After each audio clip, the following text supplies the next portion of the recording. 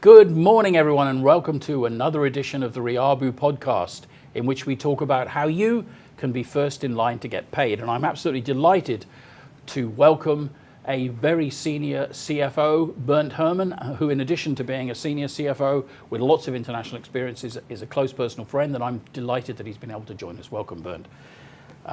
In a minute, we're going to ask Bernd to give us his advice on how we can get paid on time, but just remember that we've written this book, Let the Cash Flow, which is an attempt to help you, whatever industry you're in, to ensure that you're first in line to get paid. It's likely that 2022 is going to present lots of difficulties. Interest rates have gone up.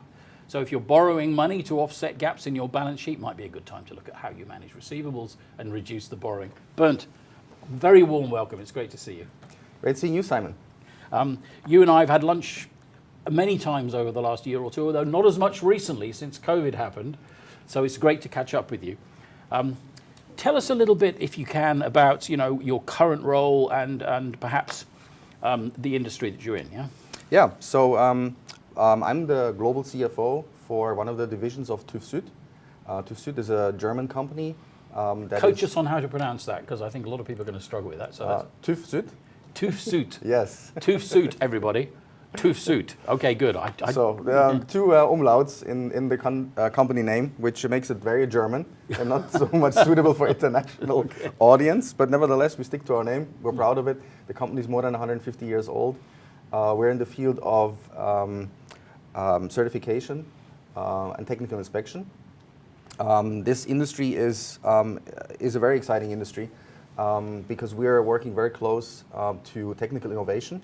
And whenever technical innovation poses risk to the environment or to people, that's where we come into play. We test, we verify, and we ensure that new products are safe. So test and measurement's always been a feature of industry, particularly in Asia, where people are manufacturing in places like China and Indonesia. But I guess in the new hyper-conscious world, where we're all worried about the environment and emissions and things, must be a good time for you. Absolutely. So we have come through the pandemic quite well. We see certain areas in our business that has actually flourished during the pandemic. So our business model is very resilient, and we have just closed the books for fiscal year 2021 with another excellent result. So we're very happy with where we are. So if you want to be environmentally compliant, you should give Bernd a call. Let's turn to receivables. When was the first time in your lengthy and storied career that you became aware of accounts receivable as a business challenge? Right out of the gates, Simon. Yeah. I've been in finance all my career, more than 25 years. I was in various industries, from automotive to chemicals. And you worked consumer. outside Singapore, I assume? I've started my career in Germany in actually a local role, working for a local factory, supplying parts. And the biggest challenge from day one was getting paid. We had a situation where we would not even invoice the client, but the client would send us credit notes. And based on these credit notes, we would get paid. And you inherited this situation? We inherited the situation. So it was extremely critical right out of the gates that our deliveries were accurate, that the documentation was correct. Because if it wasn't, then we would not get the money that the customer owed. Yes, well, I can imagine. In fact, one of the things we talk about with the virtuous revenue cycle is you've got to have an invoice, and an accurate one. Otherwise, the customer will be quite happy not to pay you. So straight in at the deep end there, I suppose. How did you resolve that issue? Well, it all comes down to customer intimacy that you mentioned in your book. You have to be very close to the customer at all functions in your organization. Holding the customer relationship, in my opinion, is not only the responsibility of sales. You need to be engaged with the customer at engineering in this particular case, when you develop the product, when you have quality issues, the quality department is involved. Obviously, finance is involved as you're trying to collect the money. You need to engage with the customer at all levels and have the intimacy to resolve issues quickly as they occur, and that will eventually then lead to the end, obviously, of the cycle, which is when you get paid. Yeah. I mean, I think that's absolutely right. And, in many ways, the book is an appeal to civility, to having a good cross-functional relationship with the customer. I often think finance are kind of like a wicket keeper in cricket. You probably aren't a cricketer being German, but at the end of the day, by the time the ball gets to the wicket keeper, it's been bowled, it's gone past the batsman, and it's already too late, Absolutely. If finance is worrying about payment, probably you should have done something a bit sooner, don't you think? Absolutely. I think if you run into a problem collecting at the end of the cycle, you obviously have done something wrong along the way. The customers typically do like to pay you, unless you have a customer that is not solvent. In which case you shouldn't be selling to them. Exactly. That's another point, because you haven't caught this early in the process. But assuming that you're dealing with clients that are solvent, they want to pay you. There's no vicious customers out there. That would be very rare. There's something along the way that hasn't gone well, and that is something you need to fix. So this is very interesting, because everyone likes to tell a good story about himself. In other words, nobody thinks they're immoral. The number of customers who are genuinely wicked is very, very small. But on the other hand, if you give the customer an opportunity to hang on to his money a bit longer, particularly if it's a lot of money, by not correcting something or by failing to achieve an objective that was agreed, most customers are going to be quite happy to hang on to their money a bit longer. Do you think? Yeah, certainly. And I think there's also a cultural element in this, where your book is not particularly going into that, but with my global experience, I see different customer behavior and also different attempts to collect, depending on where you are. Especially in an Asian context, I think the relationship is even more important than in North America or in Europe, where generally companies are more process-driven. So if you tick the marks in the process, you will get paid. If you don't tick a mark, you won't get paid. But if you don't get paid, there's also a process kicking in, usually at your end, that starts with dunning and then eventually taking clients to court. That is a strategy that, in my experience, does not work in Asia at all. No, and one of the things that we say very early on in the book is if you're in that space, it's already too late. The book is all about how to build a relationship right from the beginning that ensures that you do not get into these horrible toxic situations where you're owed money and you can't resolve it, because that's so bad for the relationship. Absolutely. So, Absolutely. So that's interesting. On the cultural front, absolutely, and I mean, it's interesting because I was in Europe for a long time before I came here. There were parallels, if you just look across Europe, the Nordic countries are very disciplined. If you go to Southern Europe, I won't mention any names, credit terms tend to be longer, it's harder to collect. Italy, Spain, Greece, those are features of different cultures. But what I've found, having worked in most of these places, is that what you need to get right, the elements of a virtuous revenue cycle, starting with good relationships and terms discipline, they're pretty much the same everywhere, right? Yes, they are. Good business is the same everywhere. Yes, I do agree. And I think the north-south difference somewhat applies to Asia as well. If you're dealing with clients in Japan... I was going to let you say that. The probability of getting paid is higher. Actually, there is even, I don't know if you mentioned that in your book, there's a law in Japan that you have to pay your small and medium-sized suppliers. If you don't, and you don't have a very good reason for that, you actually violating the law. Well, we can, Western countries, of course, have tried implementing these kinds of things. So there's a payment code in the UK, there's one in Australia. But of course, and this is probably a little bit off track, we should have another conversation about this. Any payment code allows you not to pay if there's a genuine reason not to pay. Our experience is that what happens is that particularly large customers are very good at finding reasons so that they can obey the letter of the law but actually hang on to their... Don't you think? Yeah, no, I agree with you. Yeah. But going back into your book, there's 2 points that I particularly like to mention and they resonated with me. One is the proactive customer service model, and I think we touched on that already. I'm delighted that you picked that because you're the first person who has. So tell me about that. No, I think customer service obviously starts with having an attractive product that the client needs. In my industry, it's obviously really service. It's not a product. So you need to have a service that appeals to the client. The client needs it. They come to you, and then it comes down to executing, delivering the service as you promised, at the right quality. And maybe that is even a little bit more difficult in the service industry because you need to really define what is the deliverable. If you deliver a product, you have a specification of the product, you deliver the product, and you can say, yes, it has been delivered. When you deliver a service, it could be a little bit more complicated because it becomes sometimes a point of discussion. Has now the service been delivered or not? It can be a bit subjective. So in that, there is a chapter on this, which is the revenue recognition chapter, because I've worked in many industries where there's service or a combination of hardware and service where the customer has to accept that they've got what they think you said, and it's they think you said they would get. And in fact, in the book, we've got a number of case studies, and Bill Padfield, I mean, I hope at some point you'll read this because he's an old client of mine and he talks about this. He grew a very complicated business in Singapore, and one of the first challenges he had was that he talks about deals done on the golf course. So you get a very big deal where the salesman thought he'd done a really good job, but when it actually came to being able to bill and collect the money, there was insufficient clarity around what exactly had been promised and had it been delivered. Yes. I think is that what you're saying? Yes, that's exactly what I'm saying. Yeah. So you have to be very clear on what the service is that you're delivering and at what point in time it's considered delivered. And if you have a process where the customer needs to accept it, then obviously there is at least a point where you can say, okay, fine, this point is reached. But reaching that point could sometimes be difficult. Yes, and if you've got acceptance criteria in there, and if you failed, or if it could be argued that you failed to meet them in any respect, that gives the customer, at this stage, it's about when the invoice can actually be raised, let alone when it can be paid. Absolutely. Yeah. And especially in our industry where we are certifying products sometimes, there is an expectation that the certification process leads to an approval and a certification. But in our case, sometimes there are problems with the product. But the certification of the product is not by the regulator, is not your responsibility, is that? We are notified bodies in some instances.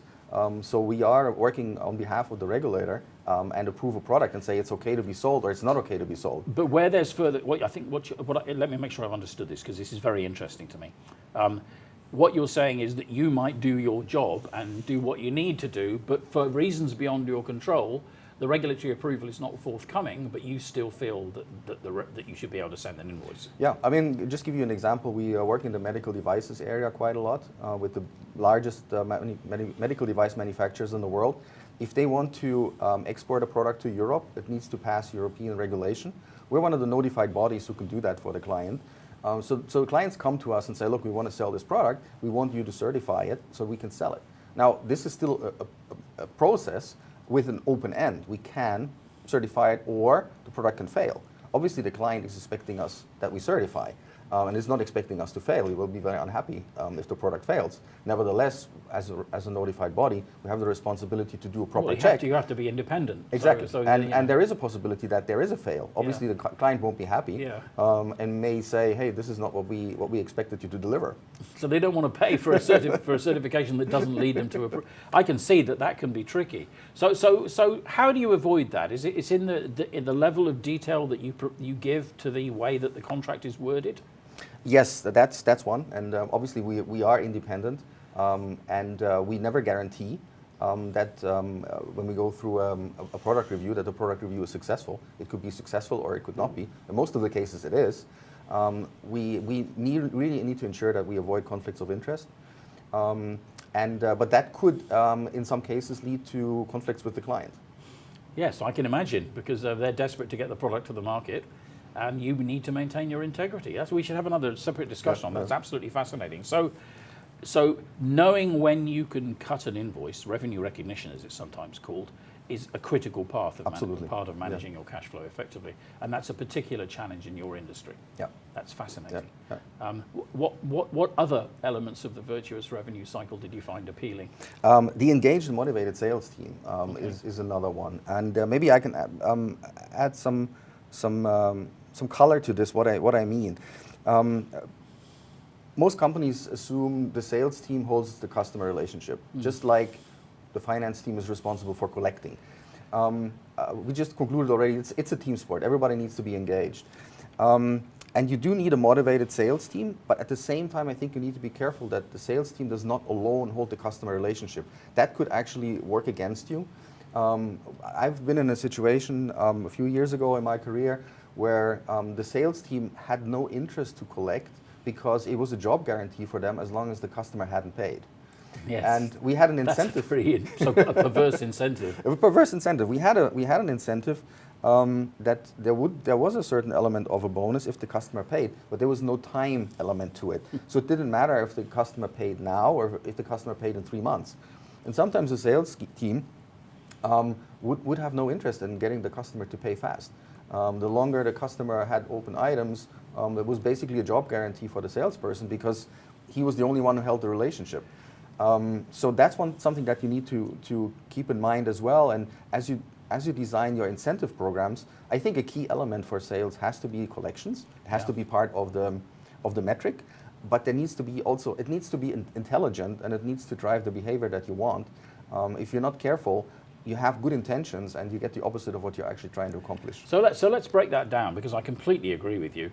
Apart from anything else, trying to get receivables under control when your sales team does not have an incentive and is not really ready to get engaged in that process is very hard, because inevitably they do own the process and the relationship. And one of the things I noticed when I came from Europe at the early 1990s, having run working capital programs in Europe we used to build service centers where people were allowed to contact customers with regard to service, and we found that a lot of companies resisted that in Asia. In other words, they wanted the salesman and the sales team particularly wanted to remain the sole point of contact, which is a big risk, right?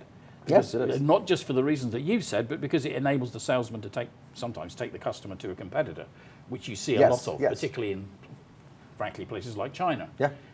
So the first thing is you need to have that sales incentive, and there are a number of ways of doing it. But moving a salesman from a situation where he's been used to only being paid on selling to a situation where part of his remuneration is based on collections, that's not easy, is it? No, it isn't. That's quite a change for a salesperson, but I think it's an absolutely critical element. Just like there's other aspects that I think you need to consider as well outside of receivables. We're not going to go there now. So I know you haven't read the whole book. We just a bit of promotion here. We look at this because if you're going to get salespeople closely involved in collecting, you absolutely need to get them to understand at a conceptual level why the balance sheet matters. Because a lot of, you and I understand the difference between a balance sheet and a profit and loss account. Many people whose job it is to go out and sell stuff will not necessarily understand that. So they might feel that if you're taking away their bonus because they're not getting the money paid on time, they might not see the logic in that, because they'll say, this is a big customer, they're going to pay us eventually, what difference does it make, right? Exactly. But of course it does make a difference, because there's a cost of capital. So what we argue for in the book is that you start by educating them at a conceptual level on why the balance sheet matters, and when they've understood that, then you can work through some specific role play about how they can change the conversations that they have with customers, because it's possible. They're quite used to going to customers. I don't care when you pay. Just give us the deal, right? Yeah. But I think that's where another point of your virtuous cycle comes into play, and that's top-down ownership. If you want to make such a change in the incentive for the sales team, that needs to be backed up by top management. If you come as finance and say, look, I'd like to change this, if top management doesn't buy into this and doesn't see the necessity, you won't be successful with it. Oh, God help us, goes in the opposite direction. I was talking to Darryl about this earlier today. We had a desperate CFO who wandered up to Mark and I when we had a stand at a finance fair a couple of years ago and said, I'm doing all the things that you've said, but what happens is my customers phone up the CEO and he lets them off because he regards it as his job, to be nice and accommodating the customers. How do you deal with that? It's actually not that uncommon, Yeah. So everyone needs to basically sing from the same hymn sheet. Yeah, absolutely. Okay. If you want to be successful, then yes, absolutely. So I guess I've got to ask you, does everyone sing from the same hymn sheet in your company? Generally, yes. I don't see collections as a big problem for us. Once we get over this service acceptance level, so if we have difficulties, it comes down to a client disputing whether the service had been delivered and in which quality and by when. But it's not a problem of dysfunctional organization. That's good. I think we do sing from the same. Perhaps sheet. Benefiting from your German culture there, because not every company can say that, So let's talk a little bit about, because this whole issue of getting the commercial organization on side with the collection of receivables, and in particular with the definition of terms, is not an easy one. And for many companies are going to be scratching their head over this. So tell us a little bit about, so how are you remunerating salespeople? What percentage of their remuneration, if you can share it, is tied to things other than selling? Actually, at this point in time, in my current company, we do not have a particular element for collections in the incentive. But I'd like to go back to an example that I experienced a few years ago, and this was a big backlog with receivables in China. The client was a large organization with a lot of branches.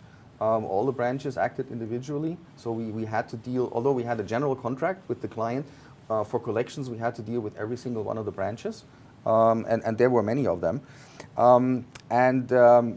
Over a very long time, the clients had not paid. So when I came into this situation, we had more than $10 million past due, and then these amounts were past due sometimes more than a year, a lot of them more than a year. We had some receivables that were past due 2 years or 3 years.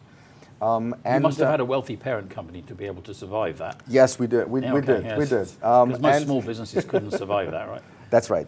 So when I came in as a new CFO into the situation, the receivables were reserved. We were following the policy. So when I came in, I considered it in the first place an opportunity to improve income, but certainly also to get the cash in. And when I looked at what had happened in the past, there had been several attempts to collect this money. Customers had been contacted, but mostly by the finance team, very unsuccessfully. It was a cycle every quarter. Every time the quarter end came about, there was another effort to try to collect. Then the effort was dropped. Was the customer insolvent, or they were just No, they were not insolvent. They were just allowed to get away with it. They were just allowed to get away with it. So I put a few things in place to collect the money. One is we created this task force, which was cross-functional. We had people in there from engineering, from sales, from finance, from supply chain, to work out the technical problems with the deliveries. Paperwork was not done correctly, the process was not documented correctly, invoices were not correct. So there were a lot of technical problems. Root cause analysis, yeah. That we had to fix. And we made some progress with that. But what was really the breakthrough is that we established a customer relationship at a different level. The customer relationship was only at the level of the salespeople who had no incentive to collect fast. And then the finance team was beaten up because the receivables were piling up and nobody was paying. So what I changed was to get the top management of the company involved and asked them to help build relationships. And as that is very often, that involves, it's not instant, it takes time to build these relationships. You go play golf with the clients. You don't raise receivables straight away. You don't raise receivables right away. You try to build a relationship with the client. In the background, you fix the technical problems that can use as excuses for not getting paid. And it's a constant exercise. We didn't drop the ball in between for 2 months, but we constantly worked this. And it took a while before we picked up speed, but once we got the ball rolling, the money started coming in. It took us about 18 months or so. So a key aspect of your success was getting the leadership and other functions involved. Absolutely. That's very interesting. And making it a team exercise and constantly working it at all levels and not leaving it up to the finance team. And a big element of that was also that we changed the incentive structure for the sales team. Good. And brought in an element of you need to get paid now. If the customer pays in 3 months from now, your bonus will be less. If the customer pays now, you get more bonus. So, one of the things, I'm hoping we'll get a chance to talk about the book a little bit more, but one of the features of the book is it includes 3 case studies of senior individuals, each of whom talks about stresses, the importance of the leadership of the company getting engaged in the receivables discussion. In other words, being prepared to go and talk to the customer, whether over golf, whether over dinner, whether over lunch. Without that, it's very hard to make progress. Yeah, I think, if I may, one of the things that I heard you describe is what I would call a sort of reducing balance agreement. So if you're continuing to supply a customer who owes you a fortune, on what basis do you do that? Well, what you do is you use your spreadsheet to work out the fact that they need to keep paying you more than you're invoicing them in any given month so that the overall balance that they owe you decreases. And if your objective is to reduce it to 0 overdue in a year, then they have to pay you 1/12 of the overdue amount every month, or whatever it happens to be. It's a pretty well-established process, but it's surprising how few companies actually do it, right? Yeah, and I think it plays back again to the top-down ownership. If your top management says, look, our cash situation is okay. We need to manage our P&L. We want to sell. Even if the sales team says, look, we need to slow down here, or we're getting uncomfortable because we are piling up too many past dues, but top management says, I don't care, I need the sales number, we need to deliver the sales number. Let's be realistic, Bernd, because I do write about this in the book, because everywhere I've ever gone and tried to help companies improve receivables, somebody, usually from the sales side, says, oh, you know, if we do this, we're going to upset customers, you know, sales are going to go down, we're going to lose business. You know, is that really true, or is that just a standard response to shining the light on receivables? In my opinion, it's not true. No, I quite agree. If you have clients that do not pay you, there's something wrong with the customer relationship. Absolutely. And you need to fix that. And I think then it goes in parallel. You will get your money and you will grow your business. Reduce it to its most simple elements. If you're doing business with a company who genuinely expects you to supply them and believes they don't have to pay you, then you shouldn't really be doing business with them. I mean, the reality is everybody knows that they've got to pay you, right? Yes, absolutely. It's just a question of whether or not you're prepared to take that seriously. Yeah. Yep. Absolutely fascinating. Well, you heard some very good advice about what to do if you've got a pile of overdues in China, and I bet many of you have. So can I ask you, because you've got lots of experience all the way around the world, is there any other advice that you would give? Let's imagine we've got here at the table with us somebody that's struggling with overdue receivables, let's say in Asia. Is there any other advice you'd give them, Bernd? I think the root cause analysis is critical. That you really take the time to assess what is really the problem, where are we failing, and then decide how are you going to attack the root cause. If it's a technical one, that's just the starting point. You need to fix that first, and then check your relationship with the client to see if that is in order. On the root cause thing, it's very interesting because years ago I did a big job for a very large German chemicals company. I won't mention them, but they begin with B and they're rather well known. One of the difficulties I had was explaining that a root cause issue is not necessarily a non-compliance in the sense that it's about expectation. So if a customer has an expectation which you haven't met, even if it's a wrong expectation, you have to identify it and address it. So it could be a silly expectation. It could be actually a weak excuse, because customers are very good at coming up with little wrinkles that are just about allowable, but they give them an opportunity to hang on to things. Don't you find? Yes. Yeah, absolutely. So you really need to put yourself. You need to really put yourself in the shoes of the customer. You may find and you may have a discussion. The customer may be complaining about a price. For example, saying there's a price discrepancy, that's why I'm not paying you. And your team may tell you, no, the price is right.